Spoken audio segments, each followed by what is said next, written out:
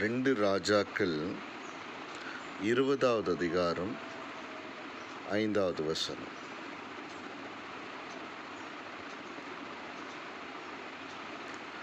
ரெண்டு ராஜாக்கள் நீ திரும்பி போய் என் ஜனத்தின் அதிபதியாக எசேக்கியாவை நோக்கி, உன் தகப்பனாகிய தாவீதின் தேவனாய் இருக்கிற கர்த்தர் சொல்லுகிறது என்னவென்றால், உன் விண்ணப்பத்தை கேட்டேன், உன் கண்ணீரை கண்டேன். இதோ நான் உன்னை குணமாக்குவேன். 3ஆம் நாளிலே நீ கர்த்தருடைய ஆலயத்துக்கு போவாய். இங்க நம்ம பார்க்கிறோம், பார்த்தீங்கன்னா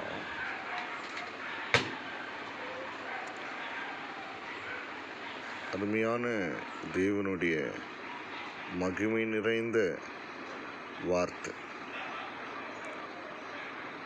உன் விண்ணப்பத்தை கேட்டேன், உன் கண்ணீரை கண்டேன், நான் உன்னை குணமாக்குவேன். 3ஆம் நாளிலே நீ கர்த்தருடைய ஆலயத்துக்கு போவாய். பாருங்க, நம்முடைய ஆண்டவர் நம்மை காண்கிற தேவனாய் இருக்கிறார். Praise the Lord. ஆமென். நம்முடைய விண்ணப்பத்தை கேட்கிற தேவனாய் இருக்கிறார். நம்முடைய ஆண்டவர் இயேசு நமக்கு உதவி செய்து நம்மை குணமாக்குற தேவனாய் இருக்கிறார். ஆமென். நம்மை காண்கிற தேவனாய், நம்முடைய விண்ணப்பத்தை கேட்கிற தேவனாய், நமக்கு அற்புதங்களை செய்கிற தேவனாகிய கர்த்தர் ஆண்டவராகிய இயேசு கிறிஸ்து, நீங்களும் நானும் ஆராதிக்கிற அந்த தெய்வத்திற்கு நாம் நன்றி செலுத்தலாம். Praise the Lord. ஆமென். பாருங்க, ஒருத்தர் அழுறாங்கன்னு சொன்னா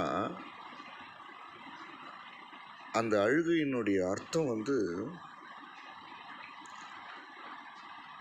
எப்படி இருக்கும்? அது தோல்வியினுடைய அறிகுறியாக இருக்கும். அதுக்கப்புறம் பலவீனத்தினுடைய அறிகுறியாகவும், உள்ளம் உடைக்கப்பட்டதினாலே ஐயோ இனிமே என்ன செய்ய போகிறோம், எல்லாமே முடிஞ்சிச்சு, அவ்வளோதான் அப்படின்னு சொல்லி உள்ளம் உடைந்ததினாலே வருகிற ஒரு வேதனை தான் கண்ணீராக இருக்கிறது. இந்த நாட்களில் அநேக காரியங்கள் நம்மை நொறுக்கி பலவீனப்படுத்தி தோல்வியின் உச்சத்திற்கு கொண்டு வந்து, இனி வாழ்கிறதற்கு வழியில்லை, இதுதான் முடிவு, இதிலிருந்து விடுதலை பெற முடியாதா என்று சொல்லி வேதனைப்பட்டு வெளிப்படுத்துகிற காரியம்தான் கண்ணீராக இருக்கிறது.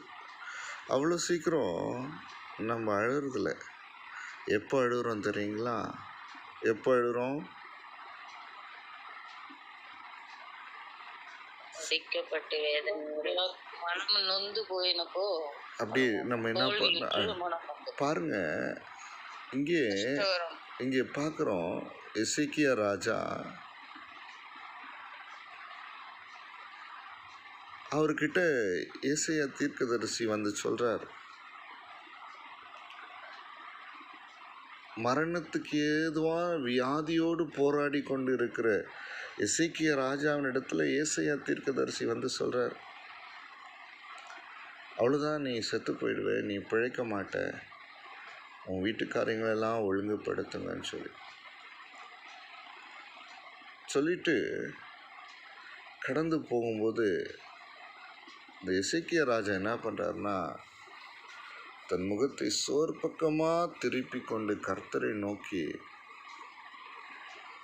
கர்த்தாவே, நான் உமக்கு முன்பாக உண்மையும் மன உத்தமமாய் நடந்து உமது பார்வைக்கு நலமானதை செய்தேன் என்று நினைத்தருளும் என்று விண்ணப்பம் பண்ணினான். எசேக்கியா மிகவும் அழுதான். பாருங்க, ஒரு பெரிய ராஜா, அவர் ஆளுகையும் அதிகாரம் வல்லமை மிக்க ராஜா, அவரால் முடியாத எதுவுமே இல்லை. ஆனால் ஜீவனை காப்பதும் ஜீவனை ஆதரிப்பதும் கர்த்தருடைய கரத்தில் தான் இருக்குல்ல. ஆமென். இந்த உலகத்தில் இருக்கிற ஒவ்வொருவருக்கும் ஜீவனை கொடுத்து அதை ஆதரிப்பது தேவனுடைய மகாபெரிய கிருபையாக இருக்கிறது. ஆமென். அல்லேலூயா. இந்த உலகத்தில் எதை வேண்டுமானாலும் ஒரு மனுஷனால் செய்ய முடியும். ஆனால் ஜீவனை காப்பது தேவனாலே மாத்திரமே தவிர வேறு ஒருவராலும் முடியறதில்லை. ஆமாம் தானே? ஆமென். ஆமென். இப்போ இந்த ஒரு பெரிய ஒரு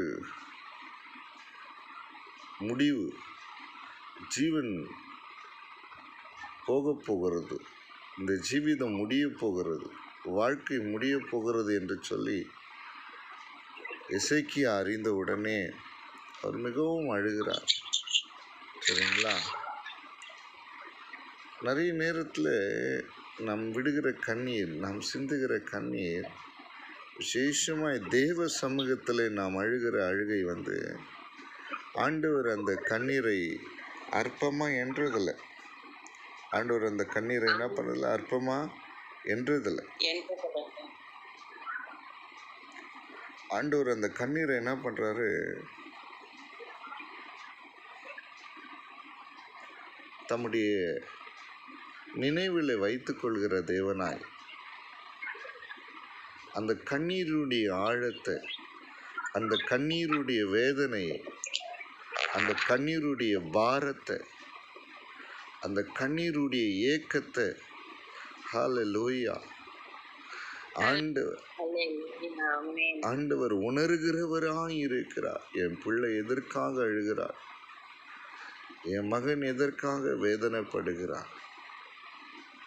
ஐயோ, என் பிள்ளைகளுடைய வாழ்க்கை இப்படி துன்பமாக இருக்கிறது என்று சொல்லி அந்த கண்ணீரை அறிகிற கர்த்தராய் இருக்கிறார் நம்முடைய ஆண்டவர் இயேசு. அல்லேலூயா.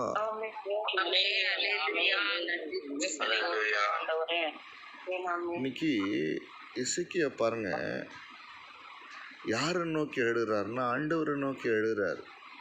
ஏன்னா அவர் தான் எல்லாவற்றுக்கும் முடிவை உண்டு பண்ண முடியும். அவரால் தான் எல்லாமே முடியும். வேற ஒருவரால் இந்த உலகத்தில் முடியாது. அந்த ஜீவனை காப்பாற்றுவதும் அந்த ஜீவனை திரும்ப கொடுப்பதும் தேவனாகி கர்த்தரால தான் முடியும். இன்னைக்கு நம்ம வாழ்க்கையில நாம் எதிர்பார்க்கிற, நாம் கண்ணீர் சிந்தி வேதனைப்படுகிற காரியங்கள் மாறணும் என்று சொன்னால் அது தேவனால் தான் முடியும், கர்த்தரால் தான் முடியும். நம்முடைய ஆண்டவர் இயேசு கிறிஸ்து, அவரால் மாத்திரம்தான் முடியும். இதை உணர்ந்தவராக எசேக்கியா என்ன பண்றாரு? தேவனை நோக்கி மிகவும் அழுகிறார். என் வாழ்க்கையில நான் அநேக காரியங்களுக்காக அழுதது உண்டு, தேவனை நோக்கி கதறினது உண்டு. ஆனால் இன்றைக்கு என் கண்ணீருடைய வேதனைகளுக்கெல்லாம் முடிவை உண்டு பண்ணி என் புலம்பலை ஆனந்த களிப்பாக தேவனாகி கர்த்தர் மாற பண்ணி இருக்கிறார். அல்லேலூயா. ஆமென். நம்ம தேவனுடைய சமூகத்தில் வடிக்கிற கண்ணீரை ஆண்டவர் அற்பமாவே என்றதில்லை. இந்த உலக மனிதர்கள் வேண்டுமானால் நம்முடைய கண்ணீரை கேவலப்படுத்தலாம், நம்முடைய கண்ணீரை அற்பமாக எண்ணலாம், நம்மை குற்றப்படுத்தலாம், நம்மை உதாசீனப்படுத்தலாம். ஆனால் தேவனாகி கர்த்தர் நம்முடைய கண்ணீரை அவர் என்ன பண்ணுறதில்லை? அற்பமா என்றதில்லை, உதாசீனப்படுத்துறதில்லை. அந்த கண்ணீருக்கு நிச்சயமா பதில் உண்டு. அந்த கண்ணீருக்கு நிச்சயமாய் ஒரு முடிவு உண்டு. அந்த கண்ணீருக்கு நிச்சயமாக ஒரு பதில் உண்டு. ஹல்லேலூயா.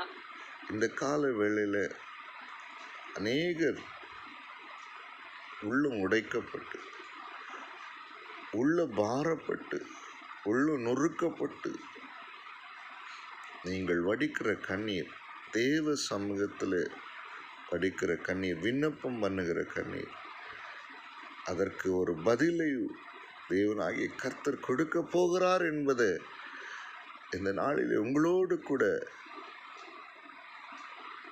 கர்த்தர் பேசுகிறார். அன்றைக்கு எசேக்கியாவை பார்த்து சொன்னார், பாருங்க, ஏசாயா தீர்க்கதரிசி சொல்லிவிட்டு கொஞ்ச தூரம் போன உடனே 4ஆம் வசனம் சொல்கிறது, 2 ராஜாக்கள் 20:4, ஏசாயா பாதி முற்றத்தை விட்டு அப்புறம் போகிறதற்கு முன்னே வந்து சொல்றாரு, நீ செத்துருவ, நீ பிழைக்க மாட்டே அப்படின்னு சொல்லிட்டு கடந்து போகிறார். அவர் பாதி முற்றத்தை விட்டு அப்புறம் போகிறதுக்கு முன்னே பாருங்க, அந்த டைம் பாருங்க, அவர் ஏசாயா சொல்லிட்டு கடந்து போகும்போது எசேக்கியா அழ ஆரம்பிச்சிறார். இந்த அழுகையின் சத்தம் தேவனுடைய செவிகளிலே வந்து விழுந்தது. ஏசாயா கொஞ்ச தூரம் போறதுக்கு முன்னாடியே மீண்டும் கர்த்தருடைய வார்த்தை உண்டாயிற்று. எவ்வளோ சீக்கிரம் ஆண்டவர் பதிலை கொடுக்கிறார் பாருங்க, எவ்வளோ சீக்கிரம் பதிலை கொடுக்கிற ஆண்டவர். இன்னைக்கு ஆண்டவர் சொல்றாரு, உன் கண்ணீருக்கு நான் பதிலை கொடுக்கிறேன், உன் கண்ணீருக்கு நான் பதிலை கொடுக்கிறேன். நீ எதற்காக வேதனைப்படுகிறாய், எதற்காக வருத்தப்படுகிறாய், எதற்காக இருதயம் நொறுக்கப்பட்டு கிடக்கிறாயோ,